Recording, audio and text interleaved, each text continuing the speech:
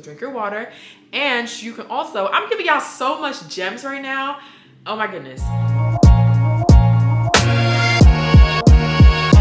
giving you guys 5 tips on just measuring food, keeping track of what you're eating while you are in a calorie deficit or you're trying to lose weight. So the very first tip that I have for you guys is, how do you get into a calorie deficit, right? So well, first and foremost, you're gonna have to find what your maintenance calories are. So how you normally can do that is you can go on the calculator.net, if I'm not mistaken, and then you can go and input all of the information that it asks of you. So that'll be your age, your height, how much you weigh, what's your activity levels, and then it'll give you a rough estimate of what your maintenance calories are. And maintenance calories are just basically how much calories you can eat on a day-to-day basis. It would help you just maintain your current weight and body composition. Now, from there, what you can do is subtract anywhere from 100 to 500 calories from those maintenance calories. So for me, for example, my maintenance is around 23 to 2400 calories in a day. Right now, I'm currently eating around 1950 calories. So I am around like 400 calorie deficit. Sometimes I eat 2000 calories depending on how I'm feeling. So I'm anywhere between the 400 to 500 calorie deficit range. So as long as I'm eating within that deficit and remaining active, I will see some form of weight loss or fat loss that I'm desiring. So you would basically do the same thing for you. Now, the more calories you reduce, so like let's say you are 500 calories from your maintenance, the more aggressive it's going to be, the hungrier you're going to get. So I just want to also keep that in mind. So depending on what your goals are, that might vary. Now, right now, I kind of do want to slowly add more calories back into my diet, only because I'm not trying to lose a significant amount of weight. I'm just trying to lose more so body fat and do more so of a body recomposition, especially because I've been running a lot more lately. So my body needs more fuel. So that's tip number 1. Tip number 2 is protein. So I know you guys hear protein all of the time. And then there's also macros, which is your macronutrients, so your carbs, fats, and proteins. But for today's sake, to keep the video pretty simple, really focus on protein as you are in a calorie deficit. Because if you have muscle that you have built throughout the years, what you don't want to happen is, as you are decreasing your calories and losing weight, is to lose muscle, because you are going to get a skinny fat look, which I'm sure you don't want. You want to look defined, you want to look toned, which means you have to keep your muscle. So aim from anywhere to 0.8 to 1 gram of your body weight. Now, I know most people say 1 gram per body weight, but keep in mind that you also don't want to have excess protein, because if your body has way too much protein, your body's not going to find use for it, and it can cause any issues with and just even allowing your body to digest it. So I say anywhere for 1 gram per pound of body weight, or 0.8. I say 0.8 is like the lowest you could go with seeing your like results in maintaining muscle. So like, let's say for me, for example, I am currently 165 pounds. So I would multiply 0.8 by 165 and we would get the number here. And then on the higher end, I can do just 1 gram times 165, which means I would be eating 165 grams of protein. Right now, I'm currently eating about 150, just because I don't necessarily believe that I need to get excess, and also 150 is currently like, or 150, 155 is my goal weight.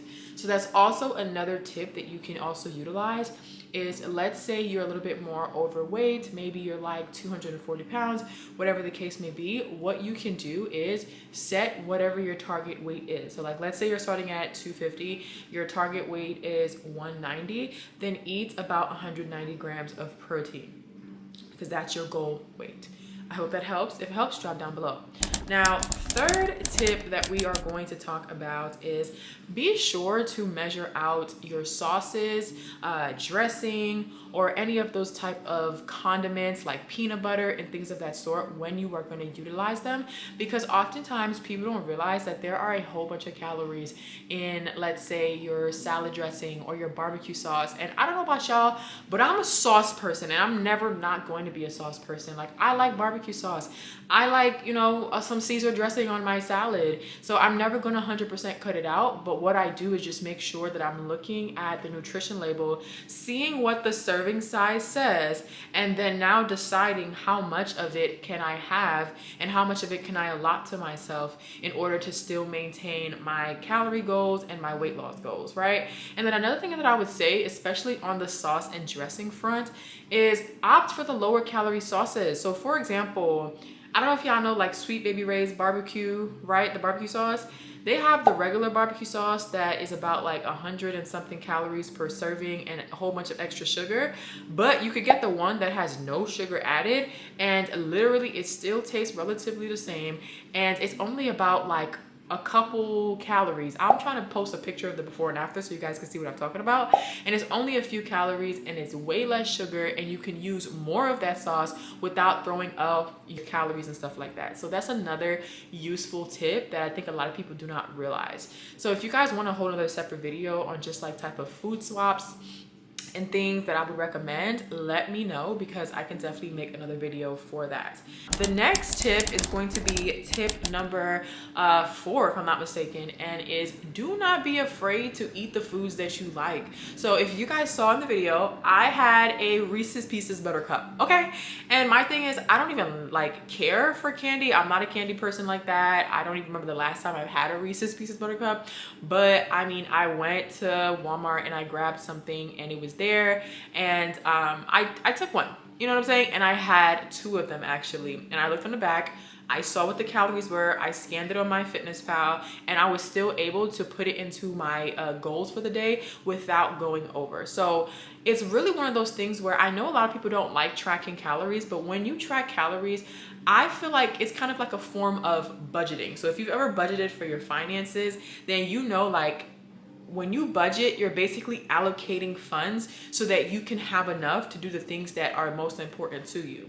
So when you have calories and you know what they are, now you can allocate it towards the things that you enjoy. So I am eating healthy majority of the time. I barely have candy or anything like that, but your girl loves a good milkshake. I love a good Oreo cookies and cream or something like that. And I do have my occasional times where I have certain cravings, and I will go and enjoy whatever it is and just make sure it fits in my calories. Because one thing you don't want to do is, one, starve yourself of the things that you like, because you're more likely to fall into negative eating cycles if you go too far, too extreme.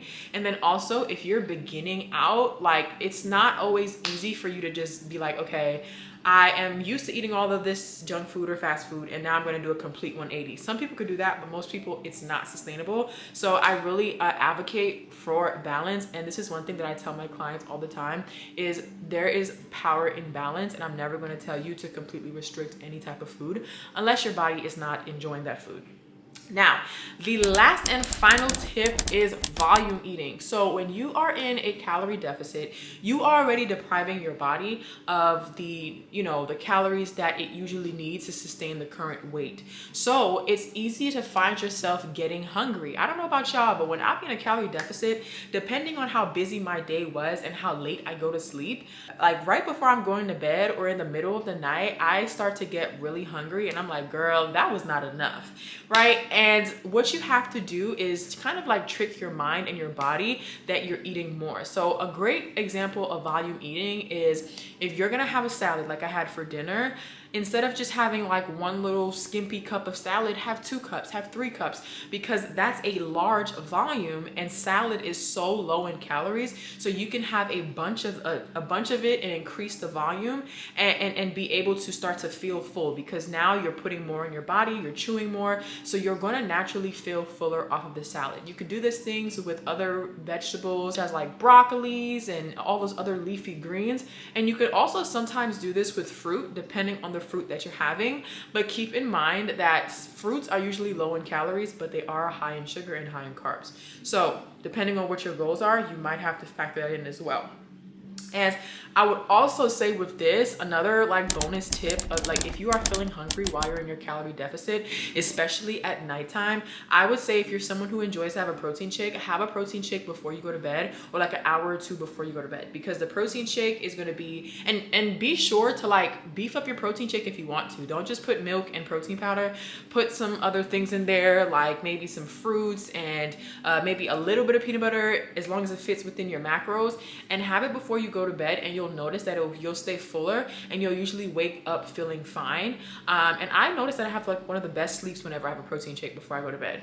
Another tip is, if you are someone who is still struggling with that like hunger cues, I would say you're probably not drinking enough water. So make sure you are drinking a lot of water, especially when you're in the calorie deficit, because oftentimes we think we're hungry and we're not really hungry. It's just the fact that you're deprived of water, and that's one of your ways your body is telling you that I need more water. So drink your water. And you can also, I'm giving y'all so much gems right now, oh my goodness. But another tip is drink some tea. So drink tea before you go to bed. You can have maybe a sleepy time chamomile tea. You can have a ginger tea, peppermint. I love a tea. Something about the hot water and just the herbs of the tea really does help with suppressing your appetite. I drink tea every time I'm fasting because it really does help me like suppress my hunger and help me maintain my fast.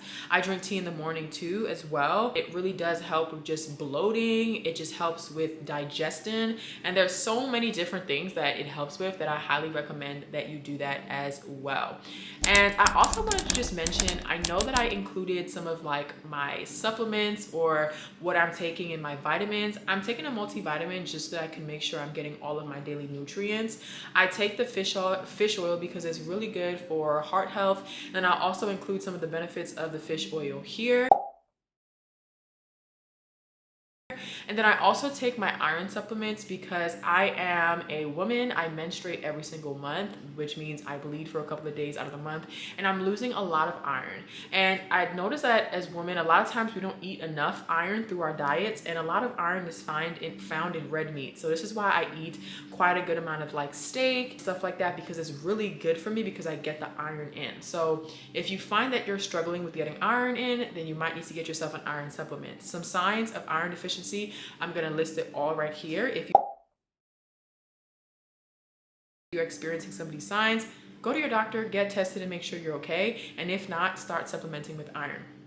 And the last thing that I do take is a probiotic, and this is really helpful just to keep your gut healthy, help with your bloating. I'll put some like reasons why to take a probiotic. And especially as women, we also need to care for our vaginal health, and probiotics is very pro healthy, you know, hoo-ha and everything else down there, and especially the digesting component, because if you do take iron supplements, you will notice that iron can sometimes cause constipation, and you do not want to be backed up when you're trying to be in a calorie deficit. So I do notice that taking my probiotics does help with the digestion as well, in addition to like the ginger tea and everything else that I have mentioned. The last thing that I have started to incorporate is also the electrolytes, and the reason why I have been incorporating the electrolyte packet that you saw is because I've been running a lot more. It's hot here in Texas, and because I have a lot more activity levels, I'm sweating a lot. I naturally already sweat during my strength sessions, but now because I'm running, I'm losing a lot of sodium. I'm losing a lot of that through my workouts. So now I'm getting those electrolytes to refuel and replenish my body of the sodium that's being lost. And I also am not scared to salt my foods because, contrary to popular belief, sodium is actually good for you, especially if you are an athlete and you are very, very active. I will include some benefits of electrolytes somewhere along the screen here. And you'll notice that when you are taking your electrolytes, especially if you're someone who's getting into running, you'll have less muscle cramps, you'll have more energy to be able to go and have stamina to continue in your running, especially if you're trying to do like long distance run. All right, guys, so that is it for today's video. If you found the video like useful and you want to see more videos like this, then let me know. I want to be able to teach you guys some more tips and tricks on health and wellness while doing it in like a vlog style format. So let me know what other videos you would like to see. Like, I'm thinking of doing like how to maintain your curls like as a gym girl, how to invite God into your fitness routine, just like how to track meals, maybe sharing some recipes. I have a whole bunch of different things, but I really want to make sure that you guys actually want to see them. So let me know what you guys are thinking, and be sure to comment down below if you've enjoyed this video thus far.